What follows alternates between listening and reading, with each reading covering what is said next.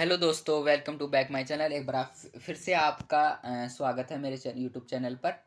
देखिए दोस्तों, कल हमने इस जो आपका पेपर है इसका फर्स्ट पार्ट हमने कर लिया था, ऑलरेडी बना हुआ है। आपने नहीं देखा तो डिस्क्रिप्शन में लिंक है, देख लेना। फर्स्ट पार्ट में हमने ये सारा जो खंड वह तक है सारा समझ लिया था। 30 क्वेश्चन तक हम समझ लिए थे।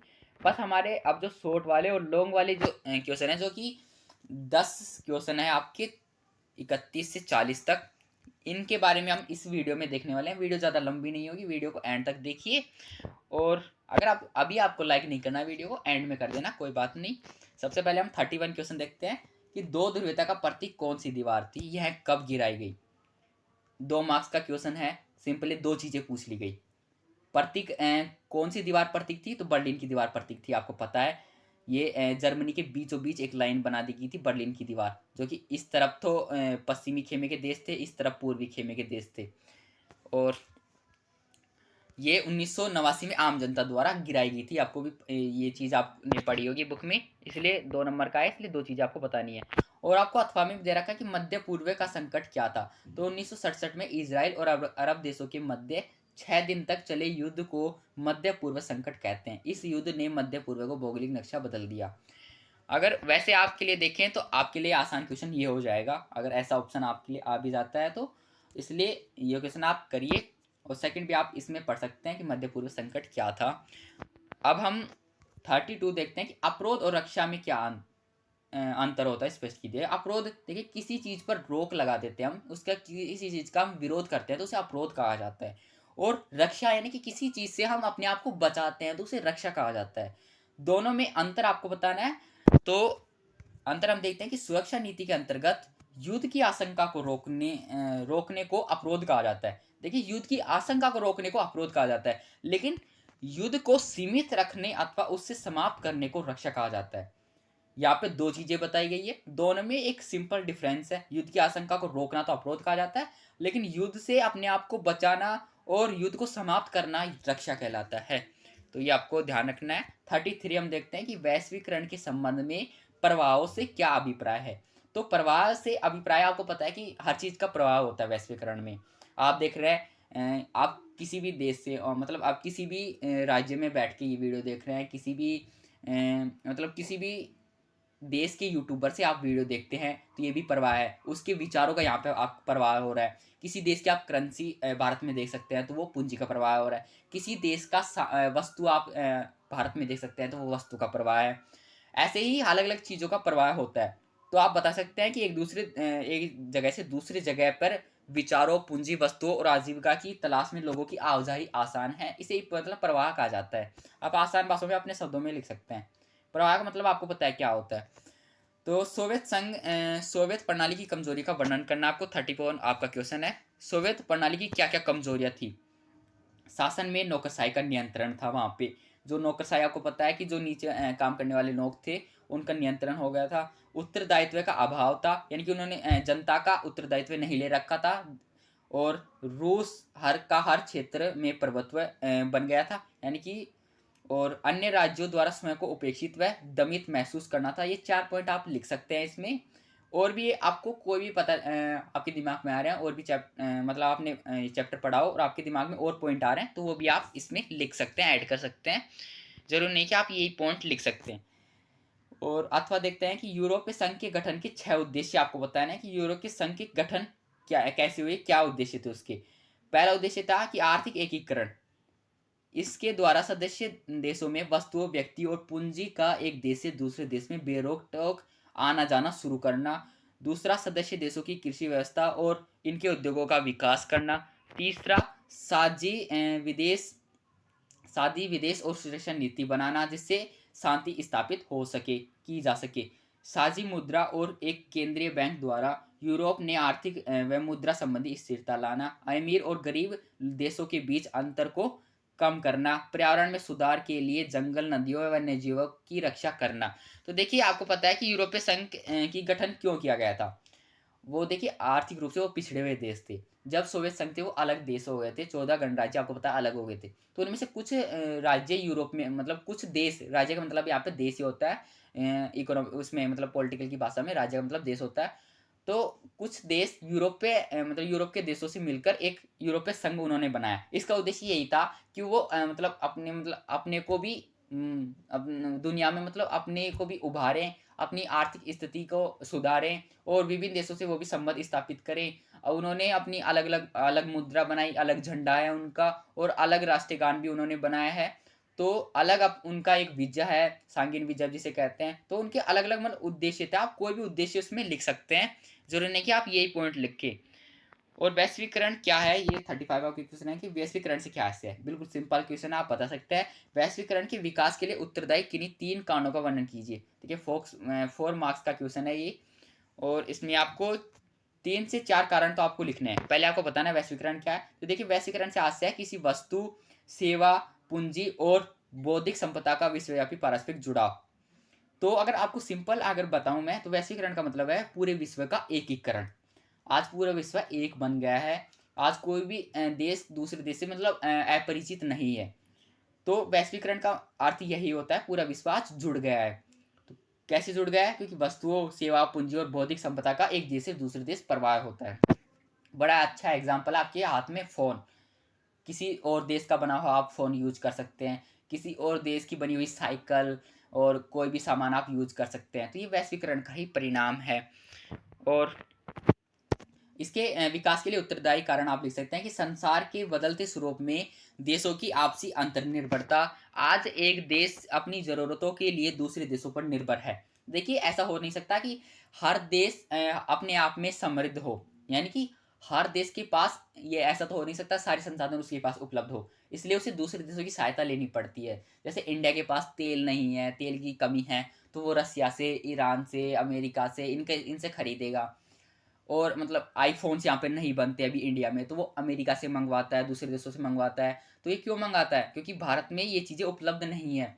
इसलिए जो चीज़ें हमारे पास उपलब्ध है वो हम दूसरे देशों के पास बेचते हैं। जैसे चीनी सप्लाई करते हैं, चाय का सप्लाई करते हैं, और भी चीज़ों का सप्लाई करते हैं। तो हर देश को एक दूसरे की ज़रूरत पड़ती है। दूसरा है कि आधुनिक तकनीकी, यानी कि टेक्नोलॉजी और सूचना क्रांति ने वैश्वीकरण को बढ़ावा दिया है। विश्व के किसी भी क्षेत्र में कुछ भी घटित होने की जानकारी नवीन तकनीक द्वारा तत्काल लोगों को मिल जाती है। अभी आपको बहुत जल्दी आपको जानकारी मिल जाती है कि अमेरिका में ये हो गया। अभी आपको ब्रिटेन की महारानी मर गई थी, तो उनकी जानकारी मिल गई। ये किस लिए हुआ? टेक्नोलॉजी, इंटरनेट की वजह से हुआ। इंटरनेट नहीं होता पहले, क्या पता लगता था कि दुनिया के दूसरे हिस्से में क्या हो रहा है, नहीं हो रहा है। लेकिन अब पता चल जाता है कि चाहे दुनिया का कोई सा भी हिस्सा हो, कहीं भी कोई भी घटना घटी तो ये आपको पता लग जाता है। तो दूसरा टेक्नोलॉजी हो जाएगा। तीसरा आप बता सकते हैं कि विकासशील देश अपना विकास करने के लिए विश्व बैंक एवं अंतर्राष्ट्रीय मुद्रा कोष पर निर्भर थे, परंतु यह संस्थान सभी को पूर्ति करने में असमर्थ थे। इनकी जगह अब विश्वव्यापी संगठनों जैसे ब्रिक्स, G7 आदि ने ले ली और वैश्वीकरण द्वारा विकासशील देशों की सहायता की है। देखिए, पहले क्या होता था कि हमें कोई कर्ज लेना है, कोई ऋण लेना है, तो हम केवल इनके पास जाते थे। वर्ल्ड बैंक हो गया, IMF हो गया। 1991 से पहले हम इन्हीं से कर्ज लेते थे। भारत भी लेता था, अन्य देश भी लेते थे, जो विकासशील देश थे ये कर्ज लेते थे।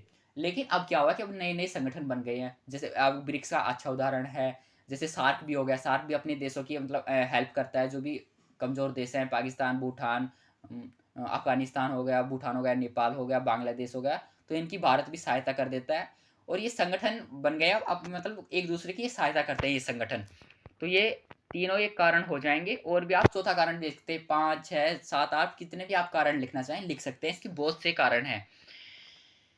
36 हम देखते हैं, ये भी 4 मार्क्स का क्वेश्चन है कि भारत में योजना आयोग को समाप्त करके नीति आयोग की स्थापना की गई। आपको पता है कि अब 2015 में नीति आयोग बना दिया गया है। आप नीति आयोग के उद्देश्यों का वर्णन कर सकते हैं कि क्या इसके उद्देश्य है। तो सबसे पहले नीति आयोग का पूरा नाम इसमें बता रखा है, national institution for transforming India. English में अभी आप ऐसे ही लिखेंगे। स्थापना इसकी 2015 में हुई थी, 1 जनवरी 2015 को मानी जाती है। और नीति आयोग भारत सरकार का एक थिंक टैंक है। थिंक टैंक का मतलब है कि एक ऐसा टैंक है। टैंक का मतलब होता है कि मतलब ऐसे मान लीजिए आप ऐसा संगठन मान लीजिए, एक ऐसा ग्रुप मान लीजिए जो कि ये सोचता है कि हमें कैसा विकास करना है भारत के लिए। ऐसा थिंक टैंक है, मतलब ऐसा विचार करता है, ऐसा सोचता है कि भारत के लिए कैसा विकास करना है। और ये अब मतलब 1 वर्षीय योजना ही लागू करता है। पहले योजना आयोग था, तो तो हमारी पंचवर्षीय योजनाएं लागू की जाती थी, लेकिन अब पंचवर्षीय योजनाएं बंद हो चुकी है, ये आपको पता होगी। 2017 से इसकी समाप्ति हो गई है। अब केवल वार्षिक योजना ही लागू की जाती है भारत में। तो इसके उद्देश्य आप बता सकते हैं कि सशक्त राज्य की सशक्त राष्ट्र का निर्माण कर सकते हैं। इसको स्वीकार करते हुए राज्यों के साथ सतत आधार पर संरचनात्मक सहयोग की पहल और तंत्रों के माध्यम से सहयोगपूर्ण संवाद को बढ़ावा देते हैं। रणनीति तथा लंबी अवधि के लिए नीतिगत ढांचा बनाना है। तो आप ये लिख सकते हैं, और भी आप लिख सकते हैं कि जो हमारे आर्थिक विकास में ये बढ़ोतरी करते हैं, कृषि क्षेत्र, औद्योगिक क्षेत्र, इनमें मतलब अहम योगदान देता है। ये कैसा विकास करना है इसके लिए योजना बनाता है। 4-5 पॉइंट आप लिख सकते हैं, कोई से भी, इसमें 4 मार्क्स का है। और अब आपको कार्टून आधारित प्रश्न दे रखा है, ये भी 4 नंबर का है। इसमें आपको सबसे पहले आपको कार्टून देखना है सही तरीके से। सबसे पहले आप देखिए कार्टून में क्या दिखा रखा है। देखिए कार्टून में दिखा रखा है कि जो ये आदमी है, इनका नाम है वीवी गिरी है। ये एक राष्ट्रपति थे। 1969 का जब राष्ट्रपति चुनाव हुआ था तो उसमें ये विजयी हुए थे। इसलिए ये इनके हाथ में ग्लव्स पहने हुए हैं कि ये विजयी, ऐसे दिखा रखा है कि ये विजयी हो गए, मतलब खुश दिख रहे हैं। और ये पीछे इनके हाथ में एक इनके इंदिरा गांधी है, इनके हाथ में भी ये दिखा रखा है ग्लव्स। ये इनका मतलब है कि इन्होंने इसे सपोर्ट किया था और ये भी खुश है, ये दोनों खुश है। और यहाँ पे ये दे रखा है थर्ड, आप ये देखिए कि जो ये एक निजली पंका यानी निजली लगपंका इनका नाम है, अजीब सा नाम है, लेकिन ये कांग्रेस के नेता थे। और ये निराश इसलिए है क्योंकि ये कांग्रेस हार गई थी इन चुनाव में, क्योंकि राष्ट्रपति का चुनाव नहीं जीत पाए थे। और इस टाइम पे जो डॉक्टर संजीव रेड्डी थे वो खड़े हुए थे राष्ट्रपति के चुनाव में। अब आपको कार्टून के आधार पर उसमें देना है कि प्रश्नों के उत्तर। सबसे पहले दे रखा है कि कार्टून में फूलों की माला पहने व्यक्ति कौन है, तो आपको बताना है ये वीवी ग्रे थे, जिन्होंने राष्ट्रपति का चुनाव लड़ा था 1969 में। तो इतना आप बता सकते हैं। इसका नाम दे रखा है, देखिए वीवी गिरी। और सेकंड आप देख सकते हैं कार्टून में घुटनों के बल बैठा व्यक्ति कौन है, तो निजली गम्पा। मुझे तो अजीब सा नाम है, मुझे ये नाम आता भी नहीं है, इसलिए आप देख लीजिए इसका नाम क्या है। थर्ड आप देख सकते हैं कि कार्टून में दिखाई गई महिला इतनी खुश क्यों है। देखिए कार्टून में दिखाई गई महिला इंदिरा गांधी, और ये खुश इसलिए है क्योंकि इनके जो समर्थित उम्मीदवार था, जो वीवी गिरी थे, वो जीत गए चुनाव में, और इसलिए वह खुश है। कार्टून में प्रदर्शित राष्ट्रपति चुनाव किस वर्ष हुआ था, तो 1969 में हुआ था, आपको पता है ये। अब 38 हम देखते हैं कि वर्तमान में अफगानिस्तान की देश की स्थिति क्या है। अफगानिस्तान पर टिप्पणी कीजिए। देखिए करंट का क्वेश्चन है, करंट का क्वेश्चन देखिए, तो इसमें ये अपनी न्यूज वगैरह इस पर आधारित है, तो सारी चीज़ें आपको अफगानिस्तान के बारे में बतानी क्या इसकी स्थिति है। तो एक एक पॉइंट हम पढ़ते हैं। सबसे पहले अफगानिस्तान के बारे में देखते हैं। पहले पॉइंट है कि अफगानिस्तान एक इस्लामिक देश है। आपको पता लगा कि वहाँ पे इस्लाम का शासन है, जो दक्षिण एशिया में स्थित है, बिल्कुल भारत के बाद पाकिस्तान, पाकिस्तान के बाद फिर अफगानिस्तान है, जहाँ वर्तमान में तालिबानी शासन है। आपको पता है कि 2019 में वहाँ पर तालिबानों का शासन हो गया था। जब ये 2019-20 में जब कोरोना आया था, उस टाइम पे ही तालिबानियों का वहाँ पे शासन हो गया था। तो ये भी आपको पता होगा। अफगानिस्तान में पश्तून, उज्बेक, ताजिक और हजारा नामक जातीय समूह रहते हैं। तो ये जातीय समूह का नाम बता रखा है कुछ, उसमें आप और भी जोड़ सकते हैं। पूरा इस्लामिक देश है वहाँ पे, लेकिन वो उसमें भी बांट कर आपको बता रखा है ये। थर्ड आप देख सकते हैं कि अफगानिस्तान की राजधानी काबुल है, जो पिछले कुछ महीनों में अंतर्राष्ट्रीय पटल पर सुर्खियों में रहा जब तालिबानी शासन आया। देखिए उस टाइम पे बहुत ही ये सुर्खियों में रहा, बहुत चर्चा में रहा जब तालिबान वहाँ पर शासन करे। आपको पता है कि धीरे धीरे करके तालिबानियों का वहाँ पर शासन हो गया, और जो वहाँ के नेता थे वहाँ को वो इस्लामिक जो नेता थे उनको वहाँ से मतलब भाग गए थे वो। अफगानिस्तान में अभी आर्थिक विकास नहीं हो पाया है। शुरुआत में अफगानिस्तान में राजतंत्र था। 1979 में मोहम्मद नूर तराकी के शासन को बचाने के लिए सोवियत संघ ने अफगानिस्तान में सैनिक हस्तक्षेप किया। नूर तराकी आपने नाम सुना होगा। तो इसमें जो सोवियत संघ था, इन्होंने भी अफगानिस्तान में एक हस्तक्षेप किया था। और उसके बाद बताता है कि सोवियत संघ का विघटन का कारण भी यही माना जाता है, एक मेन कारण। सेवंथ आप इसमें देख सकते हैं पॉइंट कि 1988 में जेनेवा समझौते के तहत सोवियत संघ की सेनाओं को अफगानिस्तान से वापस बुला लिया गया। सोवियत सेनाओं के आने के बाद अफगानिस्तान में तालिबानी क्रूर शासन शुरू हो गया। वहाँ पे देखिए ये शासन अभी से नहीं स्टार्ट हुआ, ये 30 सालों से पहले से स्टार्ट हुआ था। 30 साल पहले से धीरे धीरे वहाँ पे तालिबानियों ने कब्जा कर लिया। मतलब ये पता है कि जैसे धीरे धीरे कोई चीज़ होने लगती है तो वो पर बड़ा रूप ले लेती है। तो ऐसे ही तालिबानी धीरे धीरे करके वहाँ पर अफगानिस्तान को पूरा अपने कब्जे में ले लिया। 11 सितंबर 2001 को विश्व व्यापार केंद्र अमेरिका पर हम आतंकी हमले के बाद अमेरिका ने आतंकवादियों को सबक सिखाने के लिए ऑपरेशन एंड्यूरिंग फ्रीडम के तहत अफगानिस्तान पर आक्रमण कर दिया और अमेरिकी सेनाओं का अफगानिस्तान में जमावड़ा हो गया। देखिए, जो अफगानिस्तान देश है वहाँ पर बहुत मतलब आतंकवाद का देश माना जाता है, वो आतंकवाद फैलाता है। तालिबानी जो है वो आतंकवाद फैलाते हैं। एक अफगानिस्तान और एक पाकिस्तान, ये दोनों देश आतंकवाद फैलाते हैं। इसलिए इसमें बताया गया है कि जो मतलब अमेरिका पे आक्रमण किया गया था इन्हीं की आतंकवादियों ने, अफगानिस्तान के आतंकवादी। उसके बाद क्या किया कि अमेरिका ने जो अपने सैनिक थे वो अफगानिस्तान में ही स्थापित कर दिए, वहीं पर वो उनके सैनिक थे। लेकिन जब 15 अगस्त 2021 को अफगानिस्तान पर पुनः तालिबानियों का शासन हो गया तो 30 अगस्त 2021 को अमेरिका सेना ने अफगानिस्तान को छोड़ दिया। मैंने 2019 बताया था, सॉरी वो कंफ्यूज हो गया, 2021 है। 2021 में तालिबानियों ने शासन कर लिया था। ये 1 साल पहले की बात है, 1 डेढ़ साल पहले की बात है। अब अथवा में दे रखा है कि सार्क के बारे में आप क्या समझते हैं, इस संगठन के उद्देश्य बताइए। देखिए, सार्क आपको पता है कि एक दक्षिण एशिया का एक संगठन है जिसमें 8 देश शामिल है। अभी तो पहले 7 देश शामिल थे, लेकिन अफगानिस्तान को भी 2005 में शामिल कर लिया गया था।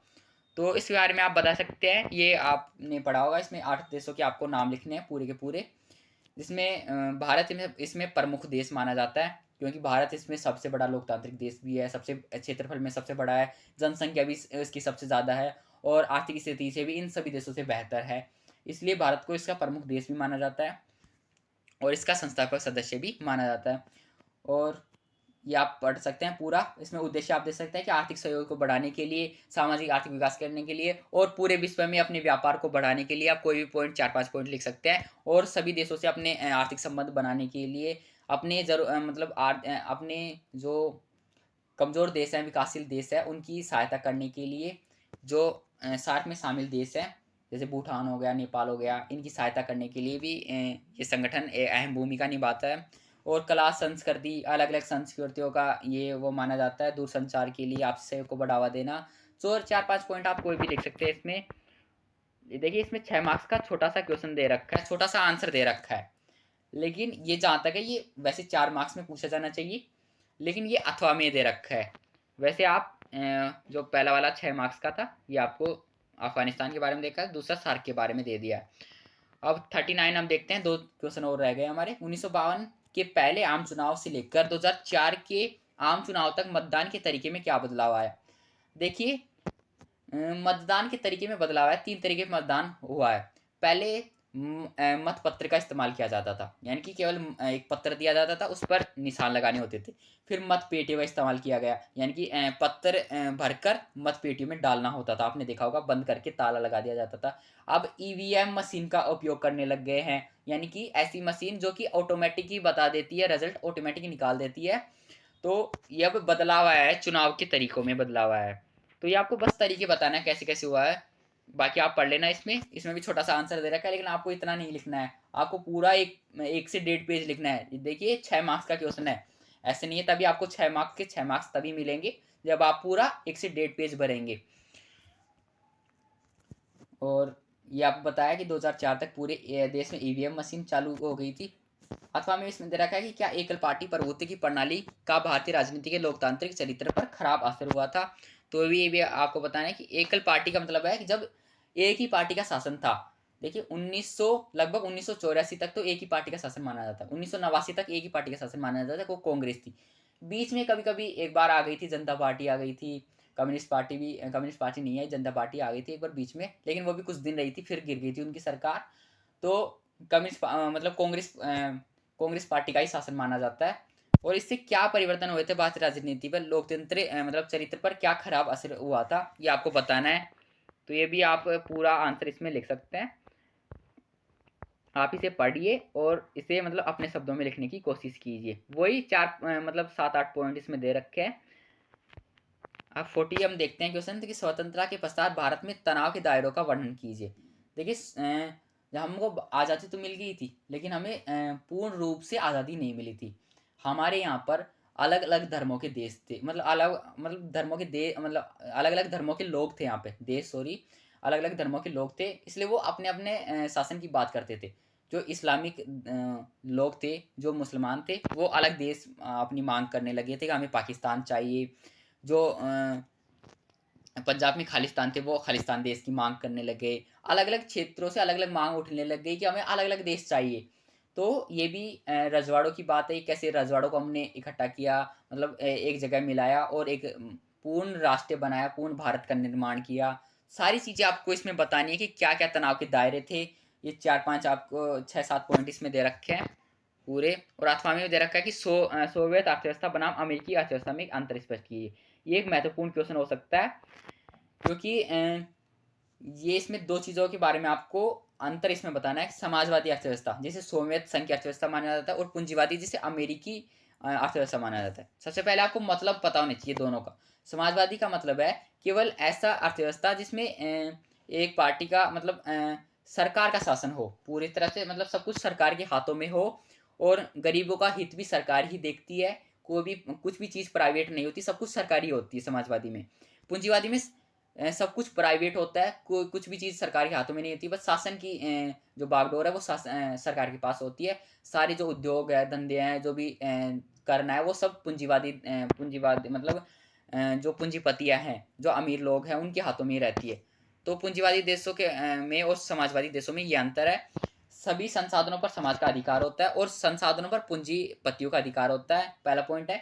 अर्थव्यवस्था से संबंधित सभी निर्णय समाज की ओर से उनके प्रतिनिधि लेते हैं। अर्थव्यवस्था से संबंधित सभी निर्णय पूंजीपति द्वारा लिए जाते हैं। यह अर्थव्यवस्था समाज के हित में कार्य करती है, और यह अर्थव्यवस्था पूंजीपतियों के अधिकतम लाभ के लिए कार्य करती है। इसका उद्देश्य होता है केवल लाभ कमाना, लेकिन इसका उद्देश्य होता है केवल गरीबों की रक्षा करना। लाभ कमाना इसका उद्देश्य नहीं होता। और फोर्थ होता है कि इस व्यवस्था में आर्थिक समानता तथा पूर्ण रोजगार की स्थिति होती है। इस व्यवस्था में आर्थिक असमानता होती है तथा पूर्ण रोजगार की स्थिति नहीं होती है। इसमें यह नहीं होता कि लोगों को पूर्ण रोजगार मिले, इसमें होता है कि पूर्ण रोजगार की स्थिति मिल जाती है। और 5 देख सकते हैं कि समाजवादी अर्थव्यवस्था में मूलभूत आवश्यकताओं को वस्तुओं के उत्पादन पर बल दिया जाता है, और पूंजीवादी व्यवस्था में ऐसा नहीं होता है। तो ये आप 7-8 पॉइंट बता सकते हैं। 6 मार्क्स का क्वेश्चन है, तो पूरा पेज आपको ऐसे भरना है। तो ये हमारा सेकंड पार्ट भी खत्म हो गया है। वीडियो पसंद आई तो वीडियो को लाइक कीजिए। पूरा पेपर आप सोल्व करके देखिए। ऐसे ही दूसरा पेपर हो सकेगा तो मैं दूसरा पेपर डाल दूंगा। मिलते हैं नेक्स्ट वीडियो में, तब तक के लिए बाय, धन्यवाद। और चैनल को सब्सक्राइब नहीं किया तो चैनल को सब्सक्राइब कीजिए, ताकि आने वाली वीडियो की लिंक आपको मिलती रहे।